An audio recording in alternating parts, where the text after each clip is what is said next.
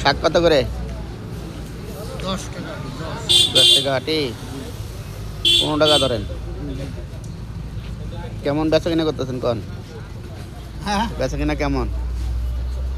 বেচা কিনে ওজা মাসে বেচা কিনে একটু হালকা না?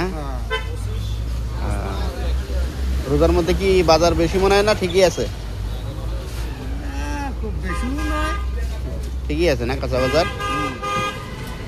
তো আসলে আজকে মাহিগঞ্জে মুরব্বী শাক বেচতেছে, দেখলাম যে না ঠিকই আছে বাজার। বাজার দর ঠিকই আছে, না বেশি না কম। হ্যাঁ ঠিকই আছে। এইভাবে চললেও রোজার মাস মানুষ চলতে হবে, খাইতে হবে। এটা হলো মেন। আমরা চাই যে না গৃহস্থ মরুক না কাস্টমার মরুক, সবাই যাতে ন্যায্যভাবে দাম পায়, এটাই আমরা আশা করি। ইনশাআল্লাহ সবাই সবার জন্য দোয়া করবেন, দেশটা যাতে ভালো চলে। ধন্যবাদ।